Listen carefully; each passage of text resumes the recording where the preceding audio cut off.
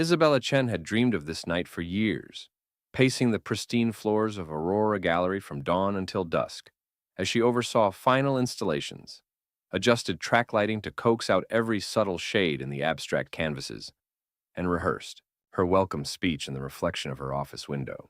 When the opening reception finally arrived, the warehouse-turned gallery pulsed with the energy of discovery. A soft hum of conversation drifted through the high ceilings, punctuated by the clink of champagne flutes and the gentle footsteps of patrons wandering between towering sculptures and wall-mounted fantasies of color. Isabella wove gracefully through the crowd in her midnight blue sheath dress, her glasses catching the spotlight as she offered warm introductions to the local artists whose work she had championed. In one corner, a neon installation cast electric streaks on a brick wall. In another, a series of oil paintings depicted the city's forgotten rooftops in molten gold and deep indigo. Halfway through the evening, as the chatter swelled into a comfortable murmur, Isabella found herself leading a group of collectors toward the center of the gallery, where Marisol Vega's newly commissioned mixed media piece, Fragmented Echoes, stood.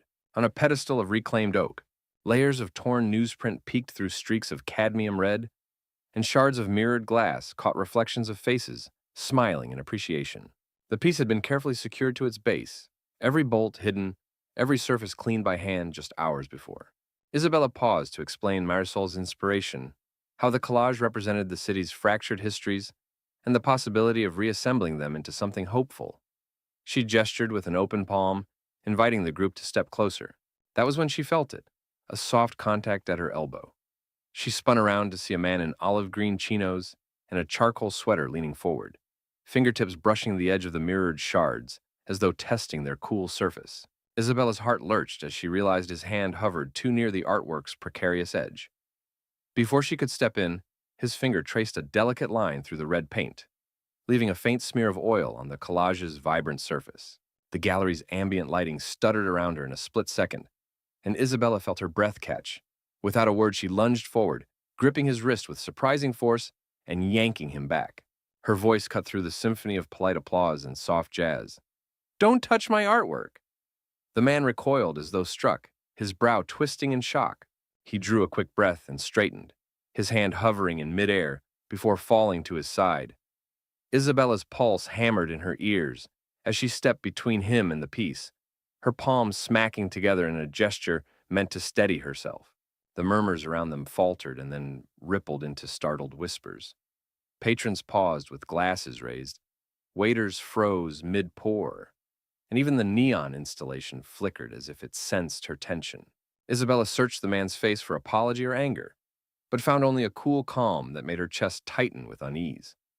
I'm sorry, I thought it was part of the piece," he stammered, voice low and perfectly controlled. "I didn't mean to—" He reached toward the artwork again, but Isabella intercepted his hand before it could make another imperceptible connection with the painted layers.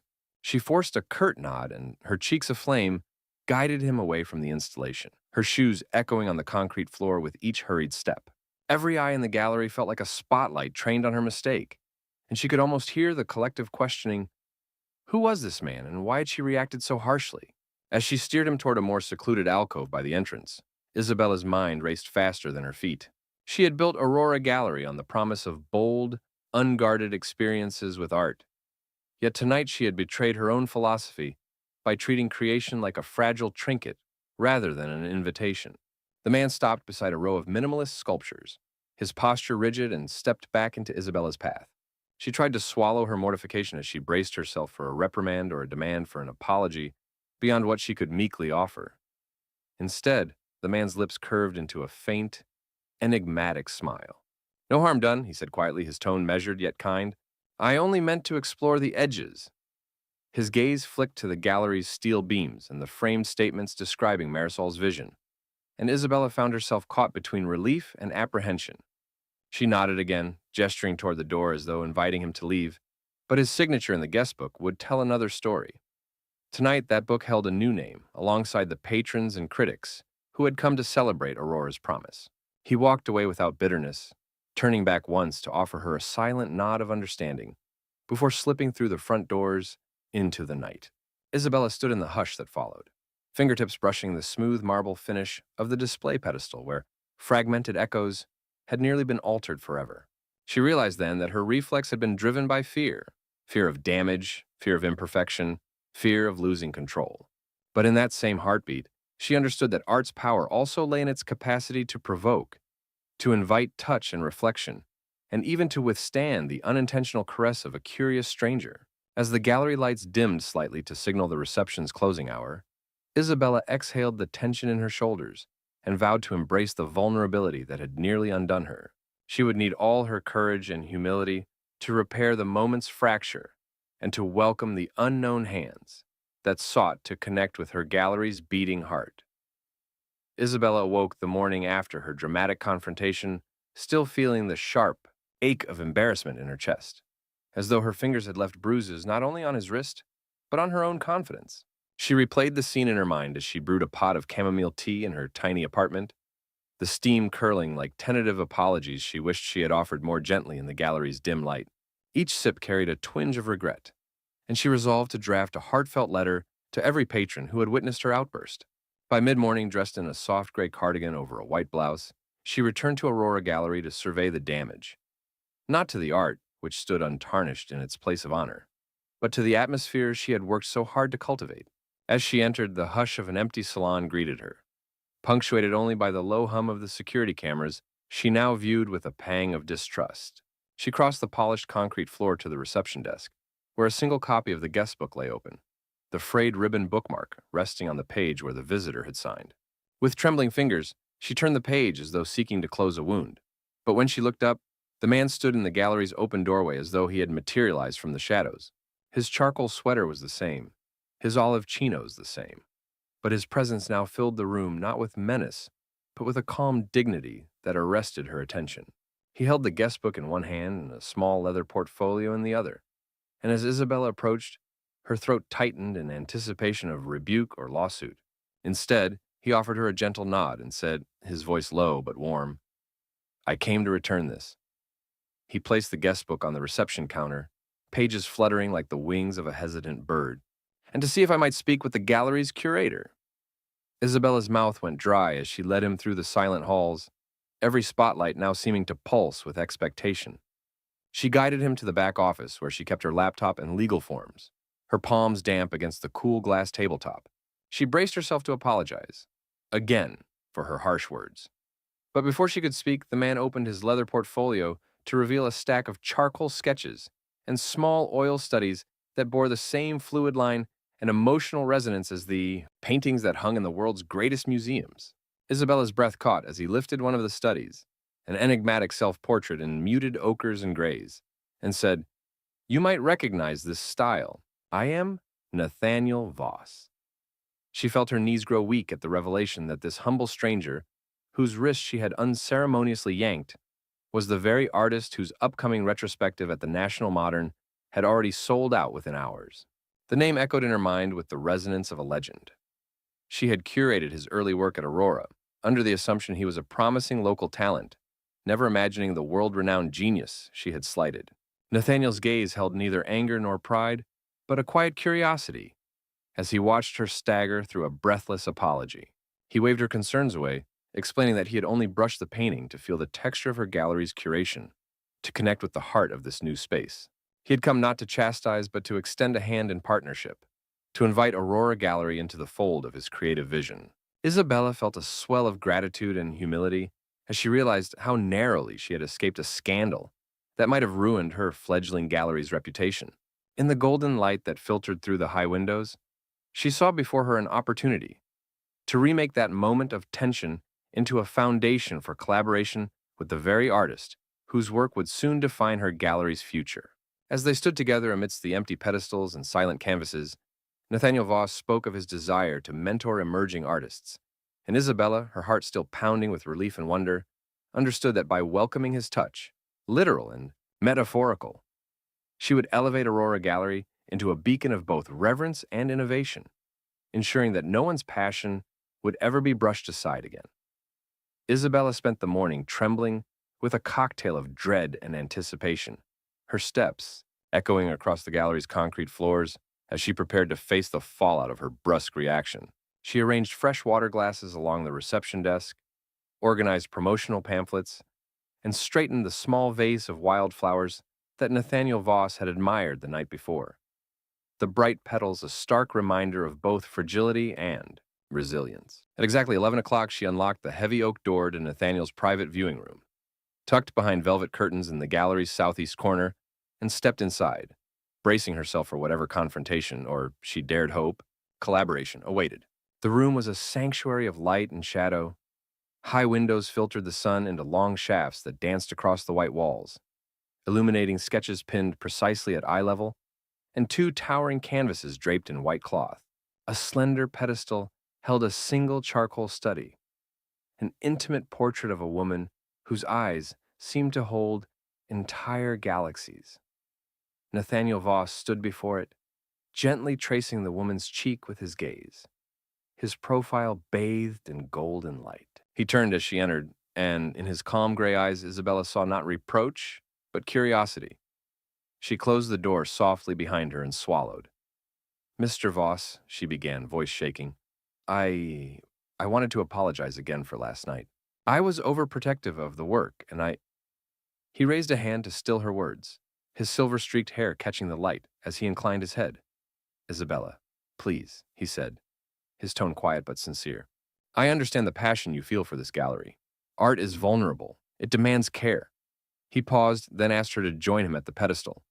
Hesitantly, she stepped forward and placed a fresh glass of water on a small side table, the soft clink breaking the silence. He gestured toward the charcoal portrait. "This study," he said, "is from the same series as the canvases beyond."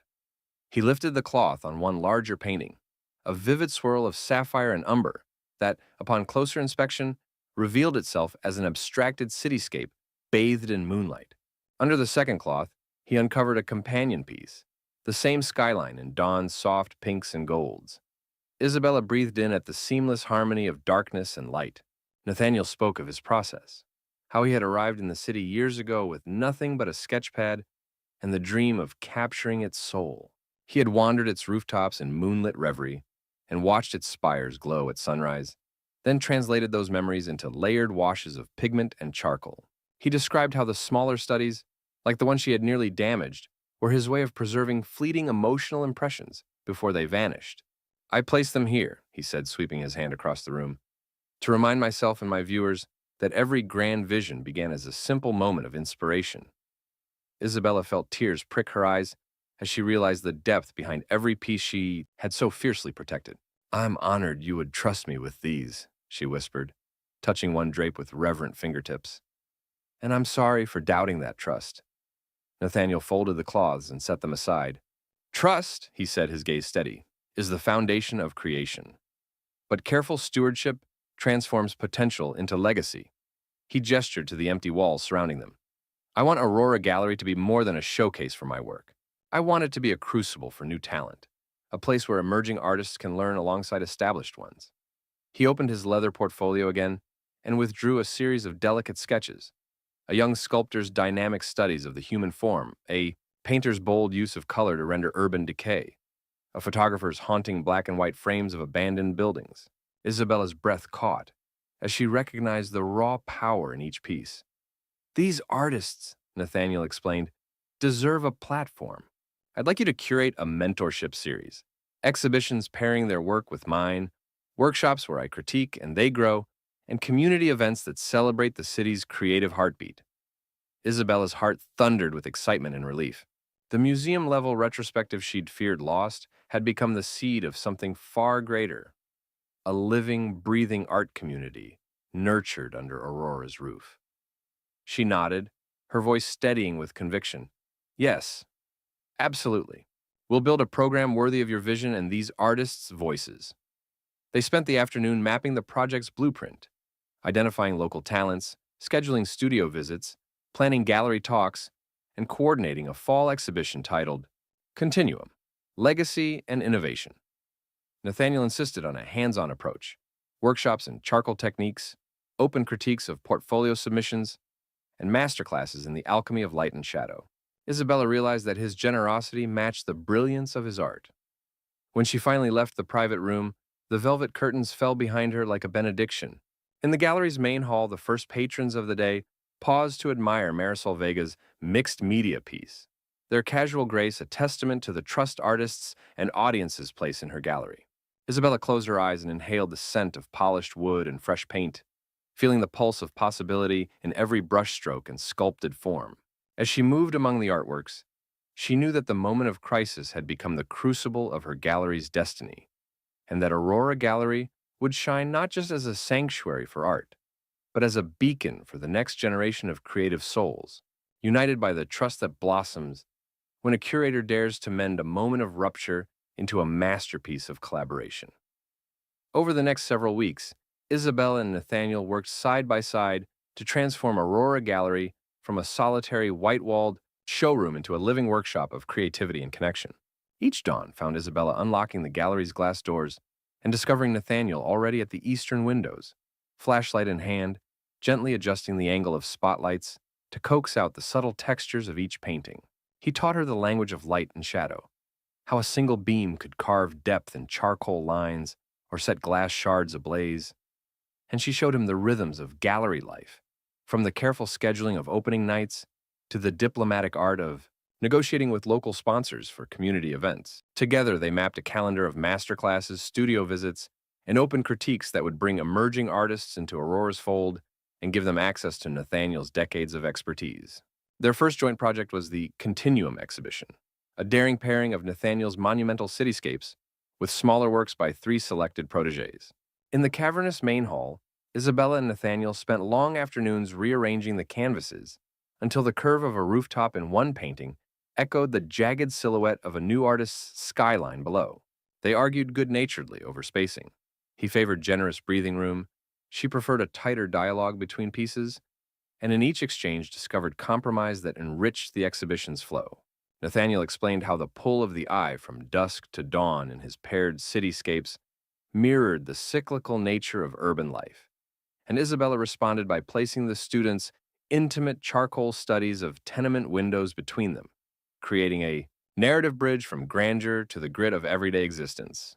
While Nathaniel critiqued portfolios in a back row lecture, Isabella greeted patrons at the entrance, her initial apprehension replaced by genuine excitement as she witnessed their reactions. She watched a young sculptor's hand tremble with pride when the master of modern light and color paused to admire her miniature bust, and she saw sculptors scribble notes as Nathaniel shared the alchemy of transforming raw clay into shadows of emotion. One afternoon, during a rain-swept critique session in the gallery's enclosed courtyard, Nathaniel guided a photographer through the gentle art of framing abandoned storefronts under stormlit skies, while Isabella offered encouragement to a painter, wrestling with a canvas of peeling wallpaper and fractured glass.